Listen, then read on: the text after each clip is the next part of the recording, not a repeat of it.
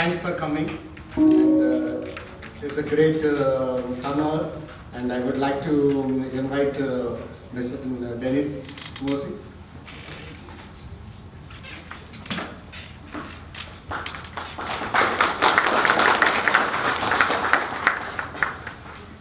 And I would like to say, can you put your phones on mute? Don't mind, please. And today's program is going to start. Dr. Kotta Shekaran is going to introduce about NATS, and he's going to talk about Dennis, Mr. Dennis, what he's done and what is his career and all those things. After then, we're going to do a seminar by Dennis. Then that's going to start at 11 to 12, and 12 to 1 is going to be question and answers. Please keep your question and answers between 12 and 1 and note it down, and then you can ask it.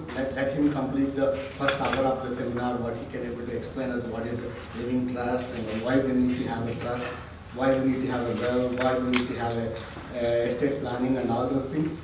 Keep all the questions between 12 and 1. And we have enough time, almost like an hour time we provided for them, the question and answers.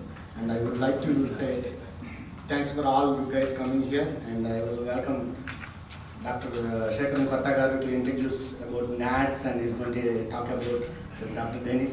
Thank you, Srinivas. Good morning, everyone. I will speak in English because we have some friends who cannot understand Telugu. This is a local chapter, NATS, Tampa Telugu Society. Most of you may know about the organization. One of the most progressive, advancing organization to take care of the interests of Telugu people in this country. There are very unique challenges for the immigrants. Those are the issues taken up by NATS. NATS' main goal is, it's like a platform where anybody interested in some community programs, they can come with the program, and NATS will provide the facilities to either take up a project in US or in Andhra, back in India. And because a lot of youngsters, they have very interesting ideas to some community, but as an individual, we cannot do much. But as a group, we can do more. That's what is happening with NATS. Different skills, either it can be, maybe a clean water in the village back home, or some program to help kids in US, or for about Telugu language, or culture, or social issues, or family issues, immigration issues, different aspects where we cannot get that information individually, but as a collectively, as a group, we can get that information. That's what's happening. And interestingly, Tampa is the birthplace for NATS. This is where we started. A lot of volunteers from here. We did our first program in Orlando. That's where we started. And then it picked up momentum. A lot of youngsters with a progressive mind, they joined, they brought their skills, and it's been growing very good. Several chapters throughout the country. It's a very wonderful thing. Local chapter we started very recently. It just happened. So Maladi and this whole team is working very good, tirelessly. And this is the first program, and it's going to be a lot of programs like this. It will be very helpful for everybody. So please support, bring your friends. As a group, we can do a lot of interesting programs of common goal. Now, about this event today, this morning, every family worth of something needs a worthy planning. So most of us we miss it because of different reasons. The main reason could be ignorance. The second one is not paying much attention. North America Telugu Society took initiative as a local chapter to bring in such information. I commend Madhari Srinivas and also his team in Tampa to make this happen. And I'm sure we have a lot of programs like this in future. As saying goes, hear straight from the horse mouth. So now we hear straight from Dennis Moses. Attorney Dennis Moses received MBA from the University of Florida. He received a certificate in banking from Graduate School of Banking of the South at Louisiana State University. Dennis was Executive Vice President of Sun Bank, and he worked for 13 years. He received his Juris Doctorate degree from Stetson University in Tampa. After law school, Dennis joined in law firm Jordan Jenkins PA and concentrated his practice in the areas of commercial litigation, bankruptcy, family law, and appeals. He later joined the law firm of Joseph Pippin Jr., concentrating his practice in the areas of wills, trust, estate planning, and real estate. Dennis is a member of Florida Bar, the Innsborough County Bar Association, and the American Bar Association. He was a former director of Jeffrey Hills Chamber of Commerce and past chairman of East Pasco Medical Center Board of Trustees. Dennis is currently a member of the Rotary Club of Jeffrey Hills and was the president for 92 to 93 years. And that's his expertise, and he's going to share this morning. And as Madhari said, after that we'll have a question and answer session where you can clarify whatever you have in mind, and let's have a good planning for a good family. Thank you. Well, thank you. Thank you very much. Does this mean I'm done? That's a welcome Questions? Thank you much. Well, good morning. I guess I'm the horse. I hear from the horse's mouth. What a good group. So friendly, and I really appreciate the opportunity to be with you here this morning. It's certainly an honor to be speaking with you. I don't plan on going for 2 hours. I think probably we're going to wrap this up in an hour, including questions and answers. You know, this is an educational format. I want everybody to take away something from this seminar. You know, we're here to learn. The only language I do speak is English, so I apologize. Hopefully everybody can be with me in that. But yeah, we want this to be informal. If you have questions, you know, please ask. That's what we're here for. But I always enjoy talking about the topic of estate planning because everybody that I speak to falls into one of three categories. The first category would be those folks that have a will as their primary estate planning document. How many of you have wills? You fall into that category. Quite a few of you do. The second category would be those folks that have a living trust. We have some living trusts, we do. What's the third category? Those that have what? Nothing, right? You don't need to raise your hands. But of the wills, the trust, the do-nothings, which one do you think is the most popular? Yeah, the do-nothings.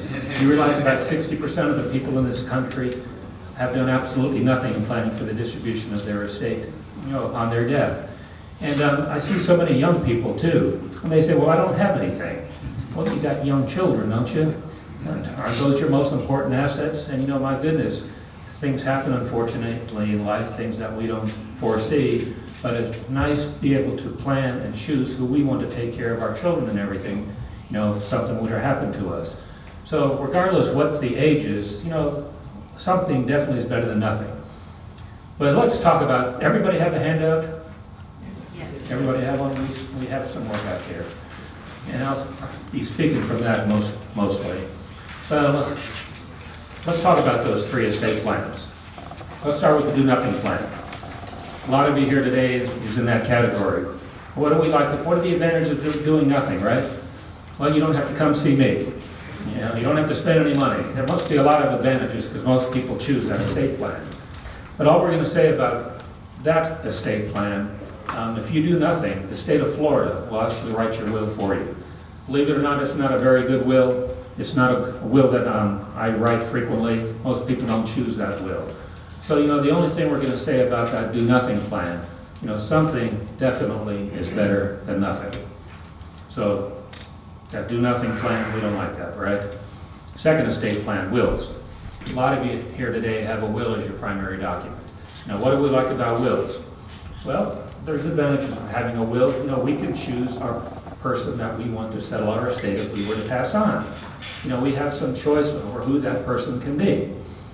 In Florida, where they're called executors, personal representatives, there's some requirements who can serve as an executor in a will.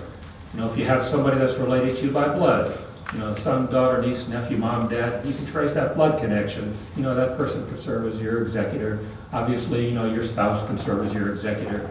And if you don't have any of those, somebody that's a resident of the state of Florida can serve as your executor.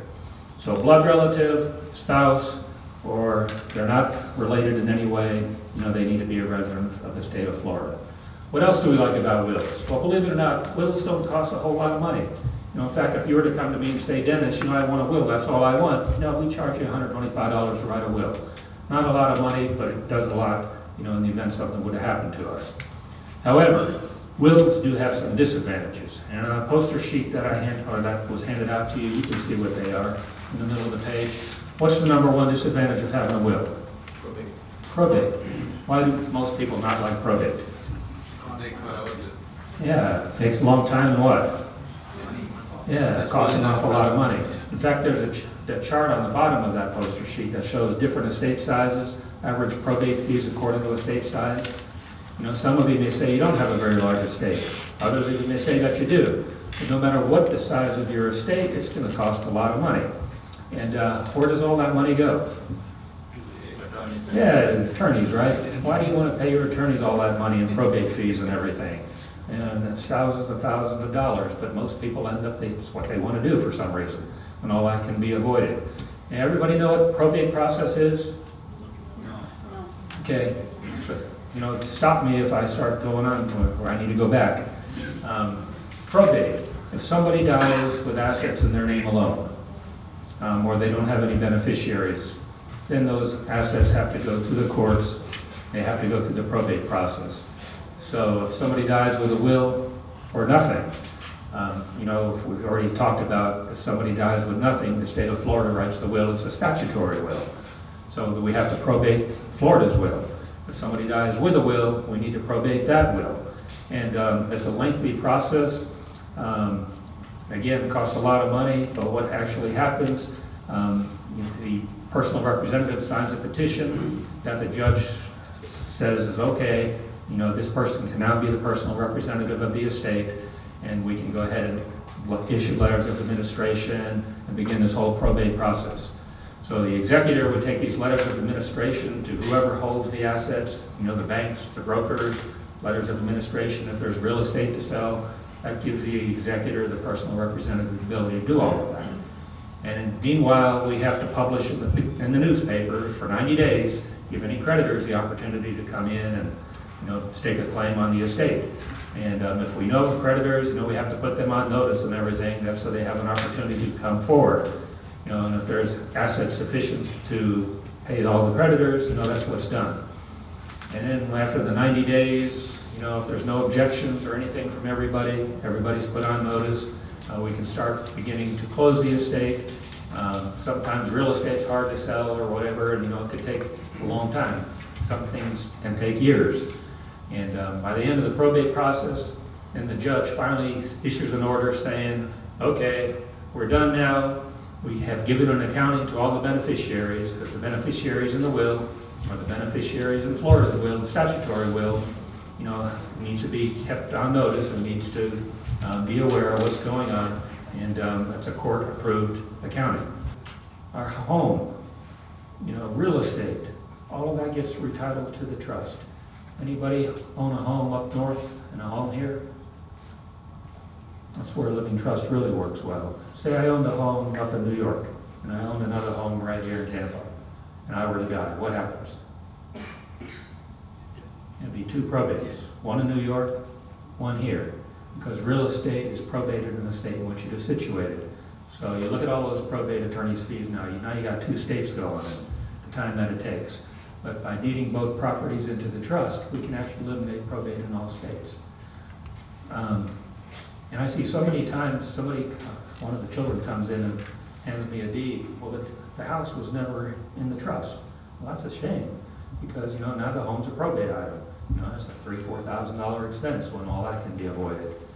And it's just such an easy thing. And some people say, well, I'm afraid I'm going to lose my homestead exemption or whatever. No, you don't lose your homestead exemption. In fact, when we prepare a deed, generally we don't even record it. So we end up putting the home in the trust. We generally just tell our clients to just hold on to that deed with your other documents, and if you were to die, we would record it at that point in time. That way, you know, it doesn't become a public record. Maybe there's people out there that sees the word trust equates with assets, whatever. You know, it's no need to record it at this point in time, so nobody knows anything about it. But it's there. But back to the pour-over will. Say there's an account out there. Should have been in the trust. Never got to the trust. And we were to die. Well, upon death, you know, that account would actually pour over from the will. It'll get to the trust. But if it goes through the will, it still goes through what? Probate. That's exactly right. So that's why it's important, you know, when it's all said and done, with your attorney's help, if you have a financial advisor, you know, that we get all these assets in the name of the trust, so that the will's only used for personal items and vehicles, and there's no probate on those. So vehicles don't need to go into the trust.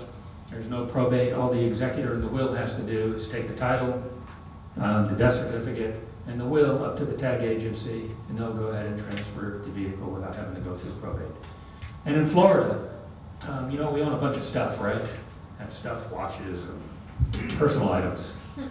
In Florida, how we handle all of that, we have an attachment to the will. Whether it's a regular will, whether it's a pour-over will, it's called a separate writing. For any personal items we have, jewelry, antiques, knickknacks, china, anything of a personal nature. You know, if we list all that stuff in our will and things change, then we got to redo our will all the time. So Florida lets us use the separate writing so that we can keep these things updated, you know, as we go along the rest of our life, and we don't have to keep running back to the attorney to do that. So that's the pour-over will. And as long as I'm there, because I usually get a question by now, well, you know, what if I put my children's names on my accounts, bank accounts, investment accounts? Is that a good idea? No, not really. I don't like that idea. No, what happens if I have my bank accounts and I have my daughter's name on there? One wrong turn out of the parking lot when I leave, smack into somebody. Guess what? I'm going to be sued now, right? Or better yet, say if my daughter's on my accounts and she gets in an accident, guess what? If I got her name on my accounts, they can come after what I thought was mine. But the argument is it must not all be mine because I put her name on as a joint owner. Not a good idea. And what better place to go looking for assets?